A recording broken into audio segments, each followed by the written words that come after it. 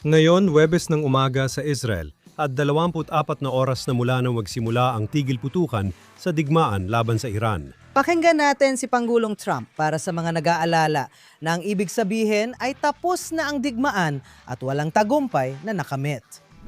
Lahat ng barko, eroplano at mga tauhan ng militar ng US na may karagdagang bala, armas at anumang iba pang angkop at kinakailangan para dito. Ang malupit na pag-usig at pagwasak sa isang kaaway na lubang napahina na ay mananatili sa loob at paligid ng Iran hanggang sa ganap na masunod ang tunay na kasunduang naabot. Kung sa anumang dahilan ay hindi ito masunod, na napakababa ng posibilidad, magsisimula ang putukan na mas matindi, mas mabagsik at mas malakas kaysa sa anumang nakita ng sinuman noon. Matagal na itong napagkasunduan at sa kabila ng lahat ng pekeng pananalita na taliwas dito, walang mga sandatang nuklear. At ang Strait of Hormuz ay mananatiling bukas at ligtas. Samantala, ang ating dakilang militar ay nagkakarga at nagpapahinga. Sabik na naghihintay sa susunod nitong pananakop. Bumalik na ang Amerika. Kaya, Mark. Parang sinasabi dito ni Pangulong Trump, tingnan mo, naniniwala kami na magkakasundo kami. Pero alam mo ba, kung hindi susunod ang Iran sa bawat detalye ng kasunduang ito o sa kasunduang mapagkakasunduan sa loob ng 2 linggo, babalik kami. Kaya 100% tama na sinasabi ni Trump na hihinto muna tayo. 2 linggo kung seryoso sa negosasyon ang mga Iranian ayon sa kanya. Sa madaling salita, kung papayag silang gumawa ng seryosong mga kompromiso, papayag silang tapusin ang pagpapayaman. Pumapayag sila na ang material na napayaman na sa Iran ay ilalabas ng bansa na lilimitahan nila ang kanilang programang nuclear. At yan ang kanyang binigyang diin. May issue sa ballistic at proxy, pero pumapayag silang gumawa ng seryosong mga pagbabago. Sinabi niya ring pwedeng ituloy ang tigil putukan. Kung hindi nila gagawin, handa kami at pwede muling kumilos. Nandun pa ang mga puwersa natin. Nagpapahinga lang sila ng kaunti ngayon, pero kapag ibinigay ko ang utos, handa silang kumilos. Kaya sa madaling salita, sila sabi niya, makukuha natin ang kasunduang gusto natin, ang kailangan ng mundo o balik sa digmaan. At ang tanong, at ito ay isang bukas na tanong, ang rehimeng Iranian ba, ang rehimeng Iranian, ang mga ayatollah, ang mga revolusyonaryong guwardiya, ang mga namumuno sa Iran, handa na ba sila ngayon dahil matindi ang tinamo nilang dagok nitong nakaraang 40 araw? Handa na ba silang magbigay ng mga konsesyon na dati ay hindi nila handang ibigay? At iyan ay isang bukas na tanong. Ganito na lang, ang problema dito sa sinasabi mo, papayag ba sila? Paninindigan ba nila? Siyempre, hindi nila gagawin. Ang mga Islamistang rehimen ay walang pinaninindigan. Ang tanong, kaya may ilan na kinabahan. May mga sumuporta sa digmaan na kinabahan ng sabihin ni Pangulong Trump na nagbago na ang rehimen at nakikipag-usap na tayo sa bago. Ngayon, hindi sumasang-ayon ang mga Iranian sa bagay na yon at tama naman sila. Kung gusto mong tawagin ang mga natitirang revolusyonaryong gwardiya at mga milisyang naipit, yung mga hindi pa napatay ng mga puwersa ng US at Israel, kung gusto mong tawagin yon na pagbabago ng rehimen, sige. Ito ang mga taong nagsasabing kailangan nating dagdagan ang pagbitay sa mga nagpoprotesta o sa mga nagprotesta noon. Masama ito para sa mga Iranian. Kailangan tigilan ang pagsasabi na ang mga Iranian ang pumapayag, kundi ang rehimen. Hindi rin malinaw kung sino ang namumuno. Alam lang natin na mahina ang presidente. Alam natin ang pinuno ng parlamento na nakikipagnegosasyon. Masasama ang mga taong ito at hindi nila tutuparin ang kahit ano. Ang tanging tanong ay, maloloko ba nila si Trump? Ngayon, alam natin na hindi nila maloloko si Netanyahu, pero susunod siya sa Estados Unidos. At tama lang naman yon. Salamat sa Diyos. Kailangan nating banggitin ang isang napakahalagang punto. Nang iulat ang tigil putukan, lahat ng mga boses na anti-Israel at ang kaliwa sa Israel, pati na rin ang mga Demokrat, ang rehimeng Iranian at ang tinatawag na mga negosyador mula Pakistan ay nagsilabasan at nagsabing dapat isama ang Lebanon sa tigil putukan na ito. Sabi nila, dapat tumigil ang Israel sa laban kontra Hezbollah. Pero malaking kasinungalingan yon. Patuloy pa ring lumalaban ang Israel sa Hezbollah. Kaya ako kumalma. Dahil dati akala ko kailangan din nating itigil ang laban sa Hezbollah sa Lebanon. Dapat mo na binasa ang pahayag ni Netanyahu. Nang ideklara ni Trump ang tigil putukan, agad naglabas ng pahayag si Netanyahu at sinabing sinusuportahan niya si Pangulong Trump. Pagkatapos, sinabi niyang pansamantalang ititigil ang opensiba sa Iran pero magpapatuloy ang operasyon sa Lebanon. Naniwala ako sa kanya. At kahapon, binomba namin ng matindi ang mga target ng Hezbollah sa Lebanon. At ang mga Iranian ay pinaglalaruan lang ito. O gusto nila, alam mo, pumapayag sila sa isang bagay at agad din silang umaatras. Ganyan talaga sila mula noon.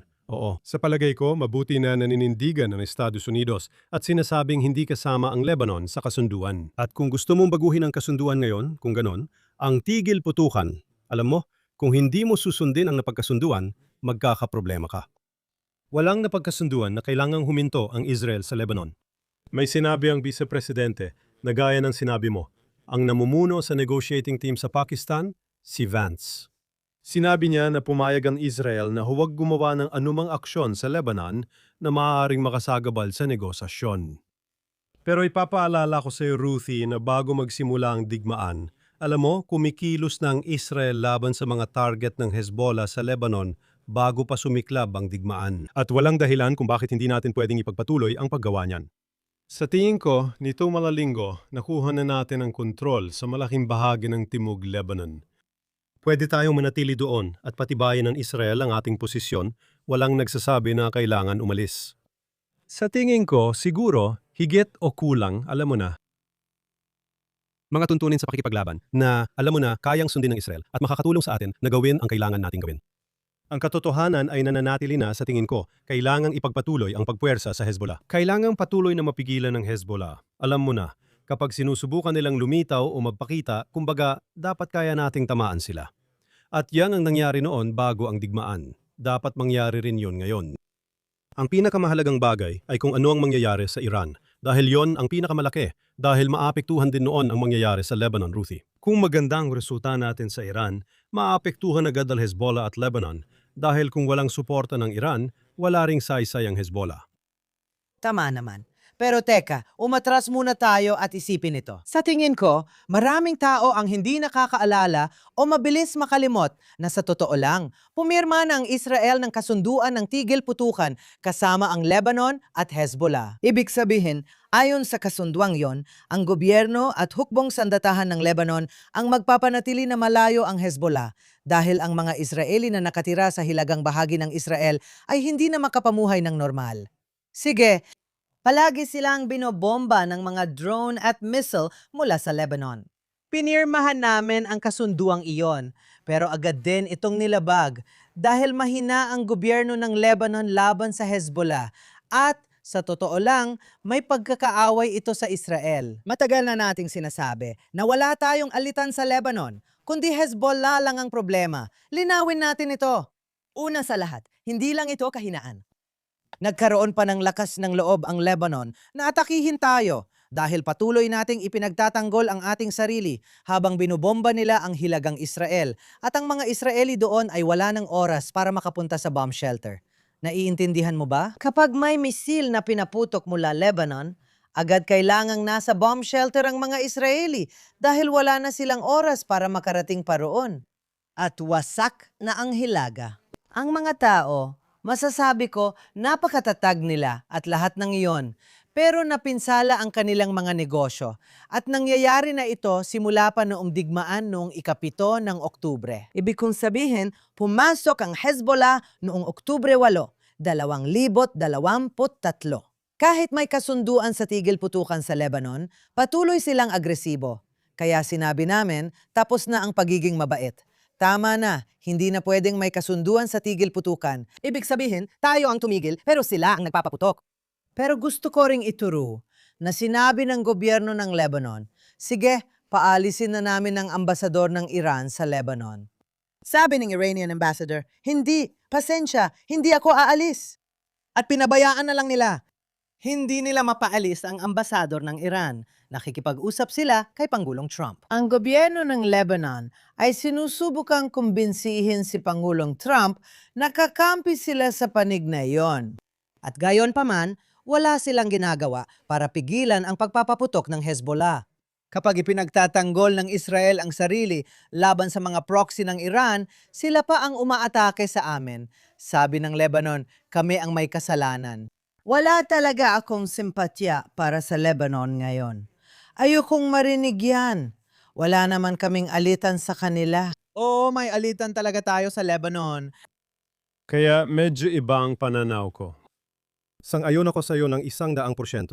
Mahina ang gobyerno ng Lebanon. Hindi nila napalayas ang Iranian ambassador kahit sinabi na ng presidente, foreign minister at prime minister ng Lebanon na kailangan niyang umalis.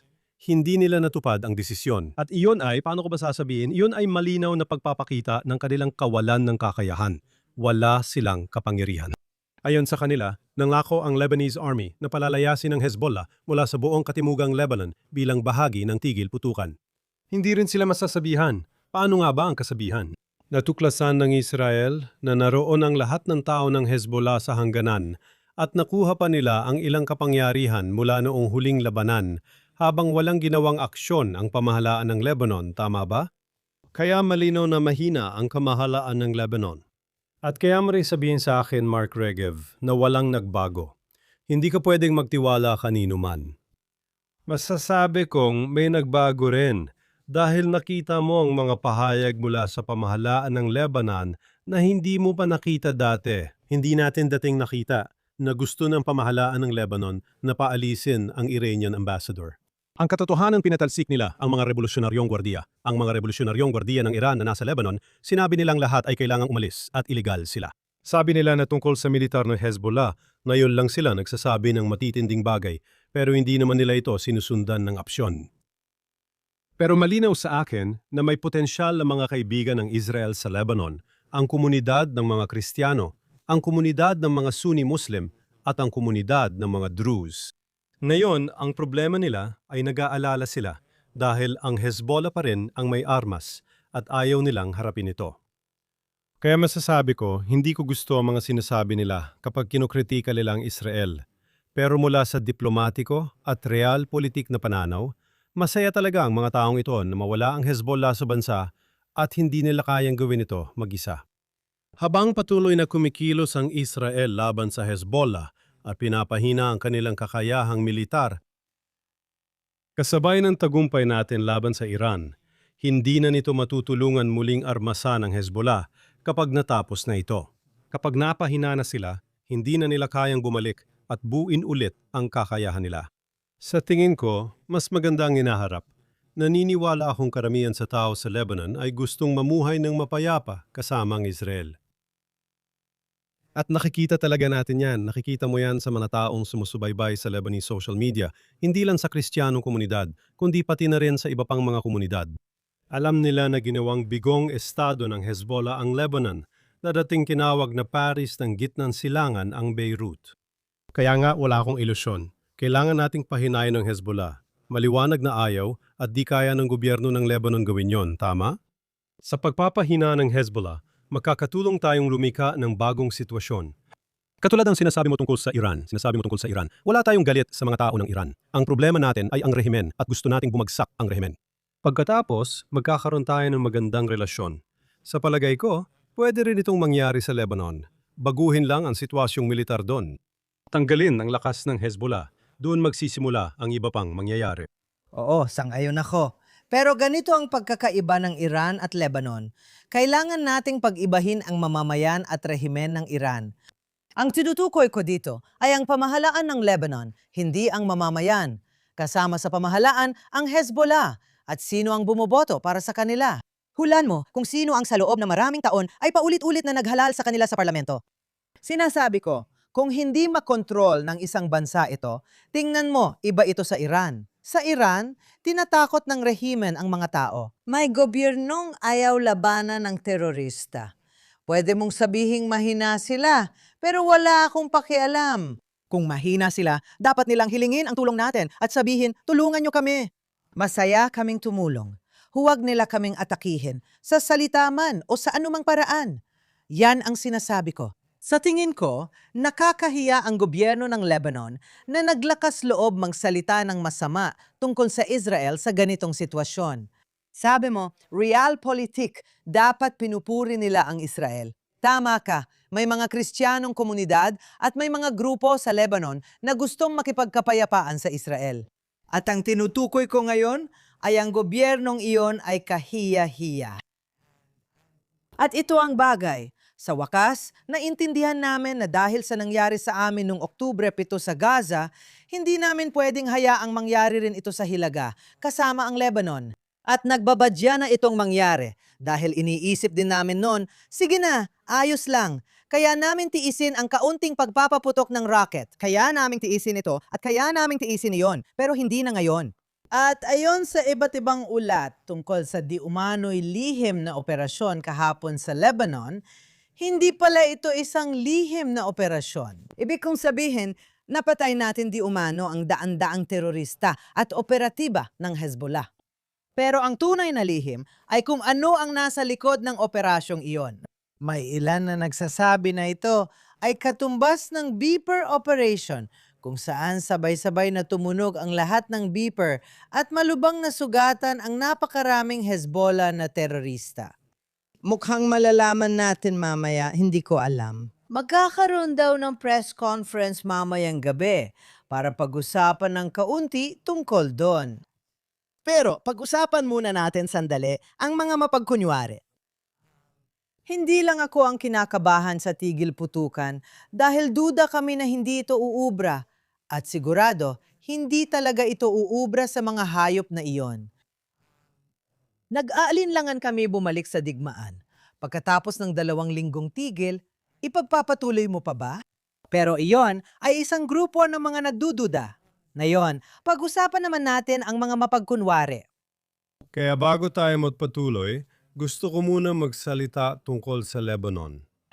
Noong 2024, nagkaroon ng labanan. Ginawa namin ang operasyon ng Beeper, pinatay si Nasrallah, kaya nagkaroon ng sitwasyon sa Lebanon at tinamaan ang Hezbollah.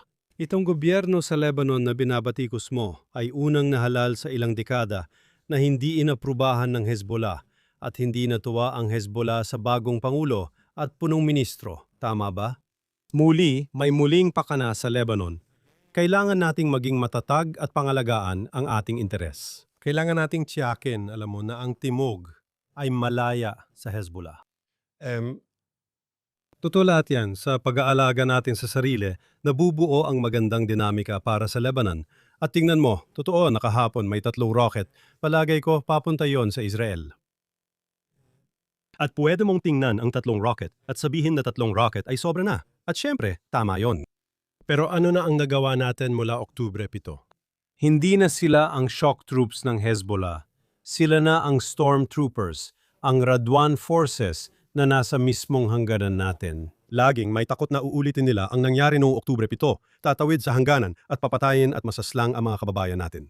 Pero wala na sila ron, di na nila magagawa yon.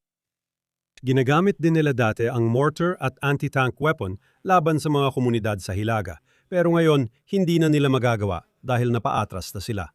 Kung sasabihin na hindi nabawasan ang banta sa Hilagang Israel, nagawa at ginagawa na yon. Hindi pa tapos ang trabaho, sang-ayon ako.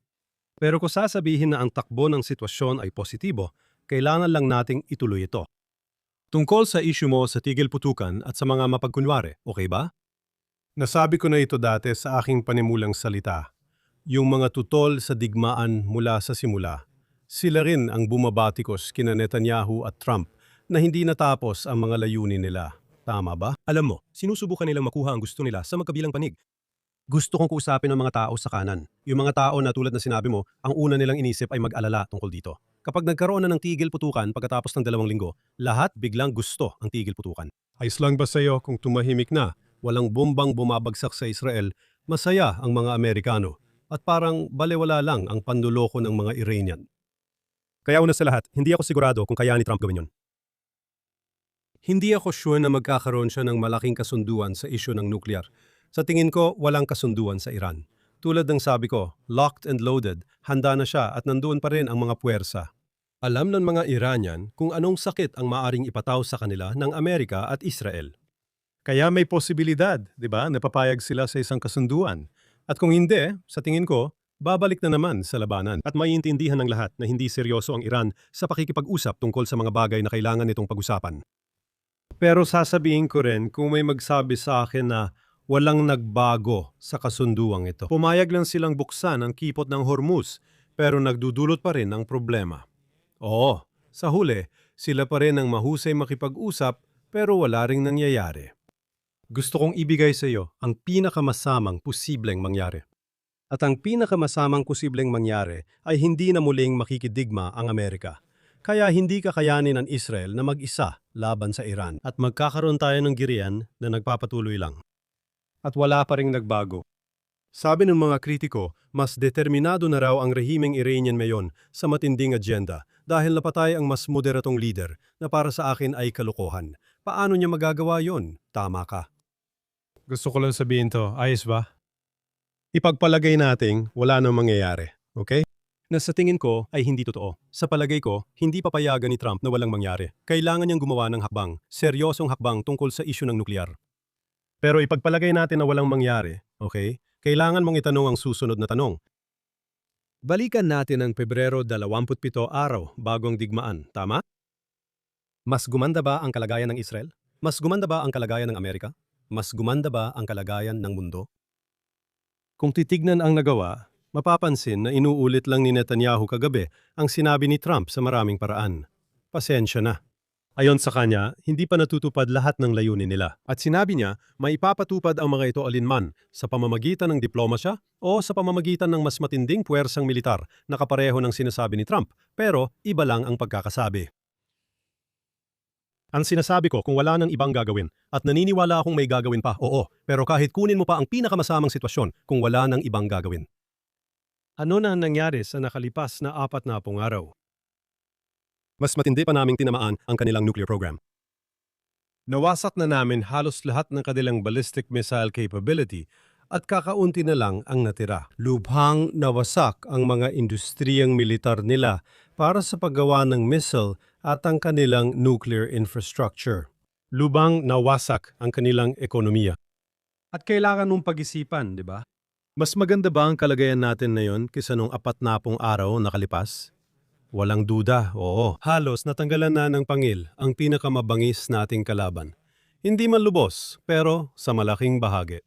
Sinabi ko sa inyo sa naunang podcast, huwag hayaang maging hadlang ang paghahangad ng perpekto sa kung ano ang posible. Isa pa, may isa pang punto.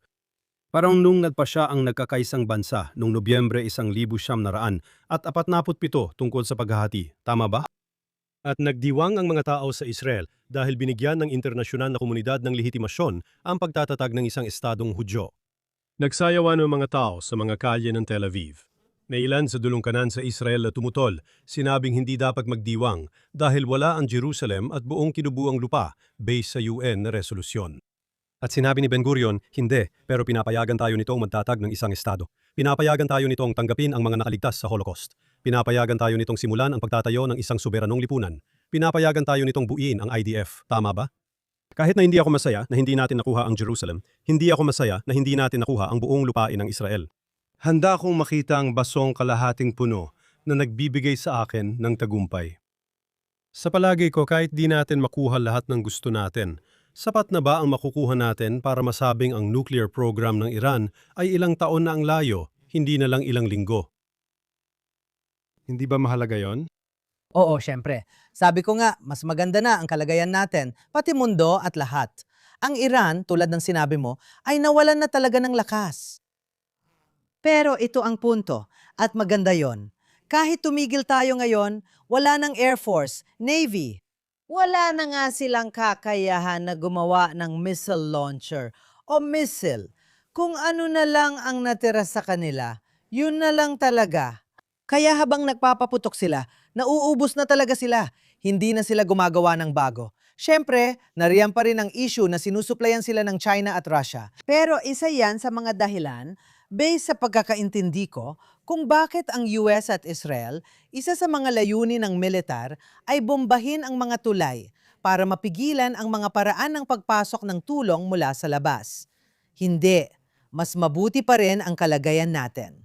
Nadismaya ako nung una kasi ang pakiramdam ko, nakuha na natin sila sa gusto nating posisyon, lalo na ang Estados Unidos.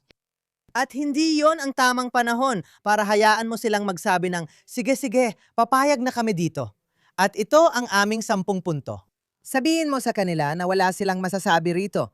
Buksan ang Strait of Hormuz ngayon din. Kung hindi, ito ang problema sa Strait of Hormuz. Na talagang interesting na problema dito ay naintindihan ni Pangulong Trump na nagdudulot iyon ng pandaigdigang krisis sa enerhiya at lahat ng iyon. Pero sabi niya mula pa noon, Amerika, hindi natin kailangan ng langis na dumadaan dyan. Kailangan yon ng Europa. Kailangan yon ng Hapon. Binanggit niya lahat ng bansa. Kailangan yon ng Rusya. Kailangan yon ng China. Hindi natin kailangan yon. Kaya nasaan ang NATO? Bakit kayo? Ano bang ginagawa ninyo?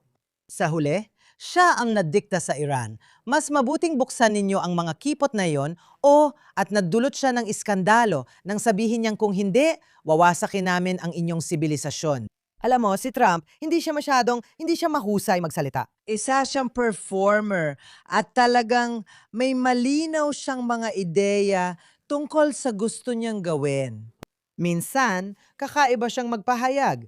Nabigla ang lahat ng sinabi niyang wawasakin niya ang kanilang sibilisasyon. Alam mo, pagkatapos ng kalahating araw, sinabi na niya, sige, uupo na tayo para mag-usap. Lagi kong iniisip kung sino ang lamang. Ngayon, alam natin na Amerika ang may kalamangan at ang Iran ay talagang napahina sa lahat ng aspeto maliban sa isa. At iyon ay mga Iranian. Habang nangyayari ito, maganda ito para sa Israel, Amerika at sa iba pang bahagi ng mundo. Hindi pa ito maganda para sa kanila. Ang ibig kong sabihin, ang inaasahan natin, paulit-ulit nating sinasabi na hindi dapat mga panlabas na puwersa ang magbago ng kanilang rehimen. Hindi talaga. Kailangan nating tulungan sila dahil wala silang armas at pinapatay sila. 10,000 ang hindi lang basta binaril. Pati mga sugatan sa ospital at mga taong kinubkob ay pinupuntirya rin. At saka may mga milisya rin galing sa labas, mga Afghan at Pakistani na tumutulong pumatay ng mga nagpoprotesta at mga tao sa ospital, pati pamilya nila. Kaya may talagang seryosong babala dahil sinabi ni Trump na may darating na tulong at talagang may paparating na tulong. At oo, ito ay nakakatulong. Sabihin na nating kadalasang nagpapahina sa rehimen kung sino man ang natitira sa rehimen at tumutulong sa mga mamamayang Iranian. Ang problema ay wala pa rin silang internet, wala silang mga armas. At umaasa ako na sa 2 linggong tigil putukan na ito, baka sa likod ng mga eksena, ang katahimikan, hindi tayo. Ang pagpapaputok sa kanila ay may kinalaman sa pagtatangka nating armasan sila ng palihim. Habang walang mga misil na lumilipad sa lahat ng direksyon para makalabas sila sa mga lansangan. Hindi ko alam, baka pantasya ko lang yon. Sana totoo. Pero may seryosong problema doon. Kaya una sa lahat, gusto kong tutulan ang sinabi mo tungkol kay Trump na hindi siya mahusay sa salita. At pagkatapos ay nagsasabi siya ng kung ano-anong bagay na parang bara-bara lang siya magsalita, di ba? At hindi ito logical. Sa tingin ko na may lohika sa mga ginagawa niya. Sa palagay ko, sa sinabi niya. Sandali lang at hahayaan kitang tapusin. May lohika sa ginagawa niya. Ganito siya magsalita, ang gramatika, baybay at paggamit ng malalaking titik. Hindi ko tinutukoy ang mga intensyon niya. Pero sa tingin ko, ang mensahe ay maingat na pinag-isipan. Sa palagay ko, sinabi niya sa mga tao sa Iran na wawasakin namin ang sibilisasyon ng Iran. Gusto niyang maniwala sila na wala silang ibang pagpipilian at siya nga ang taong yon sa White House. May teorya sa internasyonal na relasyon na tinatawag na madman theory o teorya ng baliw na iniisip ng mga tao na kung ang kalaban ay talagang nababaliw, tama. Kailangan kong mag-ingat at alam mo, bumabalik ito kina Nixon, Kissinger at pambobomba sa Hanoi, tama? Kung iniisip nila na ang kalaban ko ay malapit ng sumabog at magpakawala dahil siya ay galit, tama? Para sa akin, dahil sa ginamit niyang pananalita kaya sa wakas, ay pumayag ng walang kondisyon ang mga Iranian na buksan ang kipot ng Hormuz. Sa madaling salita, mula sa pananaw ng kapakinabangan, napakatalino ng sinabi niya. Akala ng iba, nagalit si Trump. At sa tingin ko, planado ang galit na yon. planado rin ang matigas na pananalita. Kaya ang tanong, iisa lang ang sukatan. Umepekto ba ito? At sa ngayon, ipinakita ng ganoong pananalita na kailangan matakot ng mga Iranian sa magiging bunga kung hindi nila susundin ang mga hinihingi na seryosong buwagin ang kanilang nuclear program. Gagawin lang nila ito kung natatakot sila na kung hindi susunod, mapaparusahan sila ng taong nasa Washington at ng taong nasa Jerusalem. Kapag gumamit ka ng ganong pananalita, parang pingga ito, inaahon ka mula sa pagkakalugmok at tinutulak kang umusad. Hindi, tama ka. Ang ginamit kong salita ay sibilisasyon dahil ang mga tao sa Iran, sila ang sibilisasyon. At parang lumabas na sisirain niya ang sibilisasyong Persyano, hindi ang mga mula at ang rehimen. Yun ang naging problema dito. Kahit ang mga tao sa Iran, sabi ng mga eksperto, ay nagsabing delikado ang ganong pananalita dahil iniisip ng mga Iranian na tinutukoy nito ang kanilang kultura. Hindi, ang ibig niya talagang sabihin ay, wawasakin ko kayong lahat. Tama ka, parang baliw ang dating. Naiintindihan ko, maling paggamit lang ng salita iyon. Tulad ng sabi ko, hindi magaling si Trump sa wika at hindi niya alam ang ilang salita. Pero magaling siyang maghatid ng mensahe dahil mahusay siyang mag-perform. Yan ang punto ko. Pero kung sinabi niyang ibabalik namin kayo sa panahon ng bato, ang punto ay yung rehimen noong 1970 at 79 ang nagdala. Sila ang nagdala sa Iran sa panahon ng bato. Sige, kahit paulit-ulit mong sinasabi na dapat malaman ng mga Iranian, hindi ito tungkol sa kanila. Ang rehimen ang tinutukoy. Ang rehimen at ang mga siga na nagtatrabaho para sa rehimen. Iyon ang trabaho. Lahat ay nakuha ang salitang sibilisasyon, pero ngayon ko lang naintindihan ang totoong ibig sabihin nito. Gusto kong magpatuloy at ilahad ang isang seryosong dilema. Sabi mo, magpapatuloy ang buhay ng mahihirap na Iranian sa ilalim ng rehimeng ito. Kung magkakaroon ng standoff at walang kasunduan, magpapatuloy ang digmaang ubusan, maaaring bumalik sa ganap na labanan o magtuloy sa isang uri ng digmaang ubusan laban sa mga Iranian. Ibig sabihin, mananatiling mahigpit ang parusa sa rehimen, kaya't babagsak ang rehimen kahit hindi agad-agad. Tulad ng nabanggit sa podcast, sa pagitan ng digmaan noong Hunyo noong nakaraang taon at pag-aalsa ng mga tao, umabot ng 6 o 7 buwan. Maaring hindi agad mangyari, pero sa huli, babagsak din ang rehimen. Kung magkakaroon ng kasunduan at maging tapat tayo, sabihin na nating isang talagang magandang kasunduan para sa kanluran, para sa Israel, para sa Estados Unidos. Kung saan isusuko ng Iran ang kanilang sandatang nuklear at ilalabas ang pinayamang uranium na nasa Iran na. Sila ay mahigpit. Hihilingin ng mga Iranian bilang bahagi niyon at naiintindihan naman, isasama roon ang pagtatapos ng mga parusa o unti-unting pagbawas ng mga parusa. Magbibigay iyon ng panibagong sigla sa rehimen dahil sa sandaling magsimulang mabawasan ang mga parusa. Ibig sabihin noon, alam mo, ang ekonomiya nila ay bagsak at ang pera nila ay halos walang halaga. Tama ba? Isa ito sa dahilan ng pag-aaklas ng tao dahil bigong magbigay ang rehimen para sa kanila. May dilema dito. Kung pabor ka sa pagpapalit ng rehimen, ayaw mong matapos ang mga parusa. Sa kabilang banda, gusto mo ng kasunduan ukol sa nuklear at gusto ko rin ng kasunduan ukol sa nuklear. Para sa akin, yon ang pinakamahalagang bagay. Maaari ba nating tapusin ng tuluyan ang programang nuklear ng Iran? Kailangan mong magbayad para doon at ang kabayaran doon ay sa pamamagitan ng mga parusa. Hindi, tanong yon. Hindi, maliban na lang kung papasok ang mga tropang US at aalisin ang mga pasilidad na nuklear na nasa ilalim ng lupa. Hindi ko alam kung posible yon, okay? Pero hindi ako sang-ayon sa'yo. Isang dilema ito kasi. Kung hindi aalisin ang mga parusa, walang kasunduan sa nuklear. Kalimutan na ang salitang kasunduan. Hindi, gusto nating diktahan sila at sabihing malas nila. Sabi mo nga, hindi maganda ang diplomasya. Ngayon nandito ka, problema ang pagiging diretso. Hindi ka makapaniwala na posible pang makakuha ng magandang kasunduan sa nuclear sa kasalukuyang rehimen. Tama ba? Walang kasunduan. Walang kasunduan. Tutol ka sa kahit anong kasunduan. Hindi, kailangan nating pumasok doon at tanggalin ang mga nukes. Anong ibig mong sabihin? Nuclear deal? Hindi sila basta papayag sa ganyang kasunduan, Mark. Kailangan mong magdikta. Kailangan mong aktual na kunin iyon. Kailangan mong pilitin silang kunin ito. Kagabi, Sabi ni Tanya, tama ang mga layunin natin.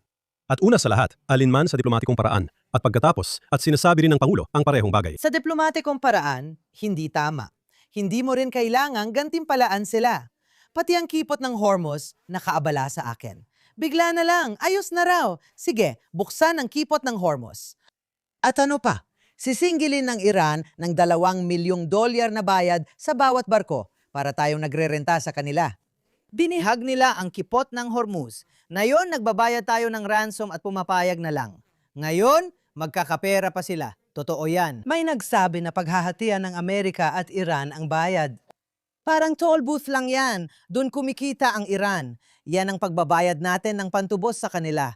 Nakakagalit talaga. Sige, sinasabi nila ngayon na isasara na nila yan. Kapag binumba ng Israel ang Hezbollah, isasara ulit nila. Hindi, ako ang nagsasabi niyan. Kapag sinabi ni Netanyahu na dapat nating supilin ang bantang nuclear, diplomatically o militarily, hindi naman ako tutol doon. Hindi ako sangayon sa interpretasyon mo ng diplomatically. Parang ibig mong sabihin, ang digmaan ay ibang paraan ng diplomasya. Tama ba? Sang-ayon ako, pero parang niloloko mo ang sarili mo, pati ang mga nakikinig sa atin.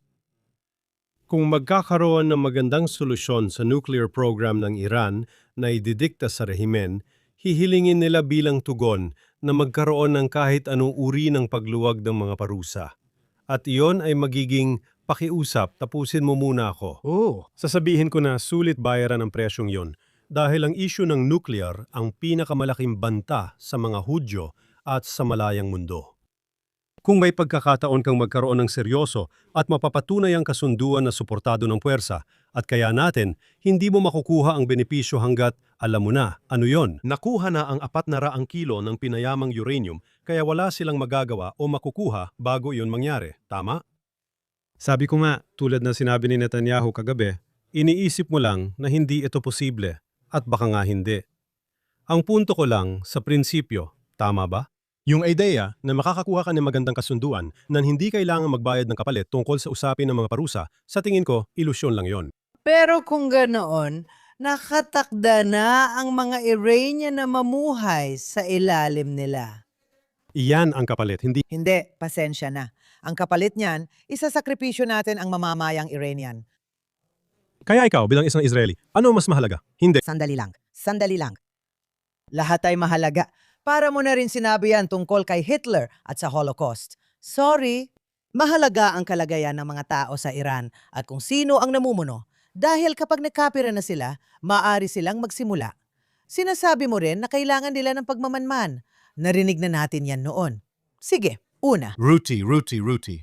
Ang International Atomic Energy Agency, alam mo kung ano yon, di ba? Parang UN at NATO at Europa. Ay nako naman. Ayaw mong gawin to sa pag-uusap at hinahamon kita. Sige, ituloy mo. Ang ayaw mong gawin ay bigyang prioridad ang mga layunin mo. Sabi mo, lahat ay mahalaga. Gusto ko ng pagbabago sa pamahalaan matapos ang nuclear at ballistic program at solusyon sa Lebanon. Sabi mo, pare-pareho ang halaga nila. Sinasabi ko na dapat aminin ng mga namumuno na hindi nila kayang gawin lahat ng gusto nila, kaya kailangan magprioridad. At ang sinasabi ko, ang pinakamahalagang issue para sa Israel, para sa Amerika, para sa mga tao sa mundo na marunong mag-isip, oo, yung marunong gumamit ng utak, ay ang nuclear program ng Iran. Iyan ang sinabi ni Trump doon sa binasa mo. At ang sinasabi ko, kung makakakuha ka ng totoong tagumpay sa issue ng nuclear, ang ibang mga issue ay pangalawa na lang. Iyon lang ang sinasabi ko. At kailangan mong maging mulat dyan. Kung sasabihin mong walang mangyayari hanggat walang pagbabago ng rehimen, sinasara mo ang posibilidad. Hindi ko sinabi yon. Sige. Hindi ko sinabing walang mangyayari hanggat walang pagbabago ng rehimen at hindi ko sinabing pantay ang lahat ng prioridad. Sige. Ang sinasabi ko, sa sandaling sabihin mong maganda ang kasunduan at sabihin mong hindi natin matatanggal ang mga sandatang nuklear kung hindi natin bibigyan ng gantimpala ang rehimeng yan. Doon ako hindi sang-ayon. Hindi. Ayaw mong gantimpalaan ang rehimeng yan. Gusto mong pabagsakin ang rehimeng yan. Gusto mong diktahan ang rehimeng yan. Gusto mong sabihin, kami ang boss, papasok kami, at papanuurin ka naming maghukay o kami ang maghuhukay at pasasabugin ka habang ginagawa namin yon. Ang ibig kong sabihin, prioridad lang yan. Hindi ibig sabihin na ang mga Iranian ang pipili ng leader nila. Hindi yon ang punto. Kailangan mong palitan ang pananaw mo. Gagawin mo ba yon kay Hitler? Hindi ka makikipagkasundo sa demonyo. Sinasabi mong, sige, winasak na natin ito, ang kanilang hukbo at hukbong panghimpapawid. Napagtanto natin ngayon na hindi pala sila kasing nakakatakot gaya ng inakala nating lahat sa loob ng maraming dekada. Lahat ay natakot sa Iran. Hindi ito ang panahon para magbayad ng ransom. Panahon na para sabihing, sige, puputulin namin ang ulo mo, gaya ng ginawa ni Trump. Tama ka, doon siguro sila napilitang makipagnegosasyon. Pero ang punto ko, hindi mo dapat sabihin na kung hindi natin sila bibigyan ng pagluwag sa sanctions, hindi sila susunod.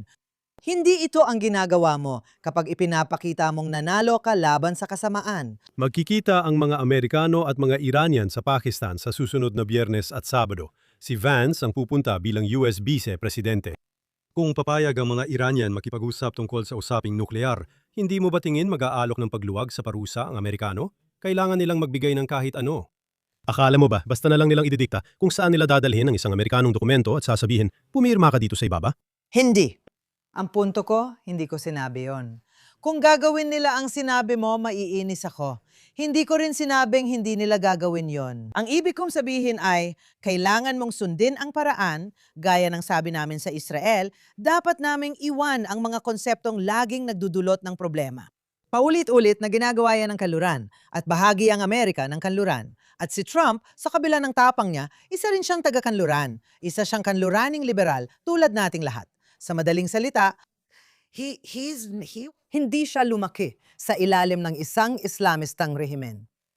Kailangan kong aminin, mas okay na siya ang gumagawa nito kaysa ibang presidente.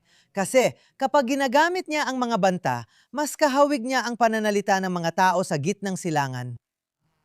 Kaya hindi natin alam kung ano ang mangyayari sa tinatawag na negotiating table. Pero muli, kung may kasunduan, gaya ng sabi mo, kailangan itong beripikahin. Isa pa, may problema tayong nakita sa mga nakaraang taon.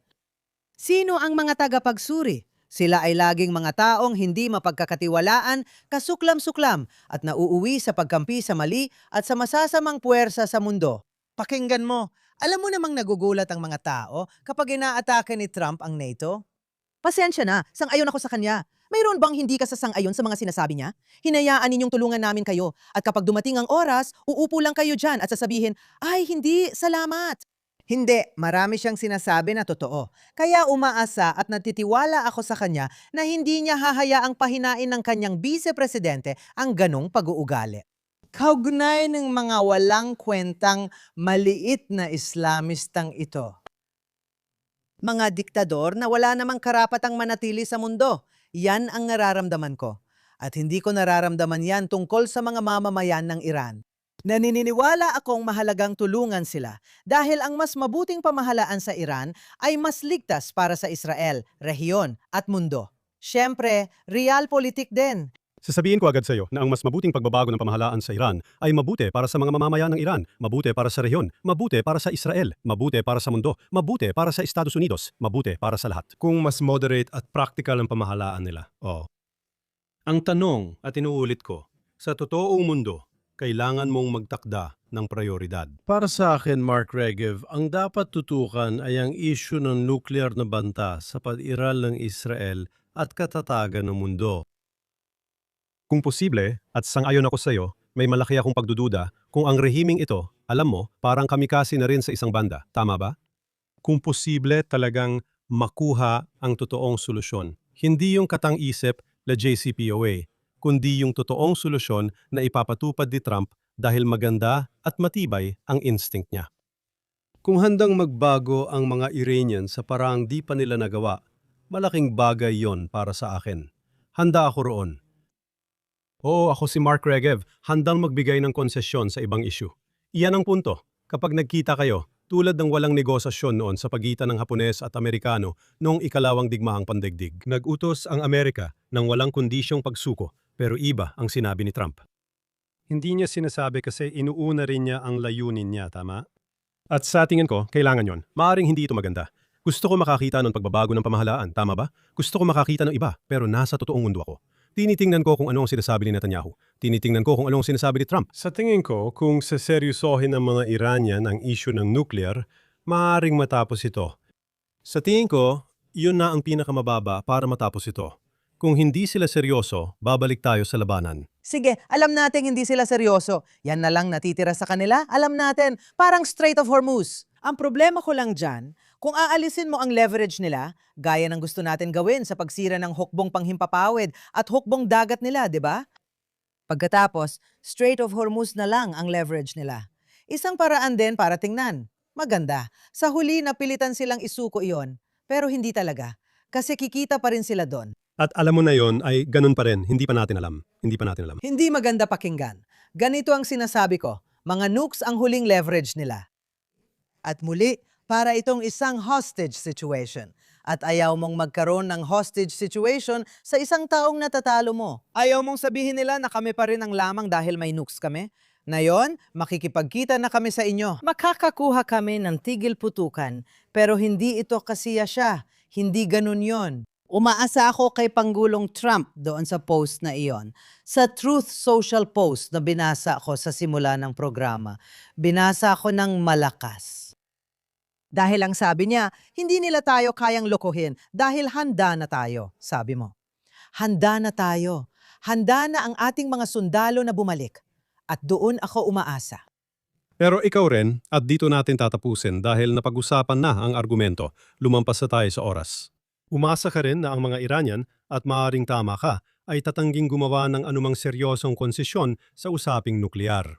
At maaring tama ka, hindi, magsisinungaling sila. Maaring pumayag sila pero magsisinungaling. Kahit pumayag sila, maging tapat tayo. Kung pumayag sila, magkakaroon ng kasunduan. At diyan natin kailangan tapusin. Sige, tapusin na natin. Sa susunod na Miyerkules, malalaman natin. Baka hindi pa, 2 linggo pa, kasi ang susunod na linggo at Merch ay 1 linggo lang. Tingnan natin. Ceasefire pa rin yon. Tingnan natin. Sige, Siya nga pala, laging isang karangalan, Mark. inasahan ko makausap kang muli sa susunod na linggo. Ganun din.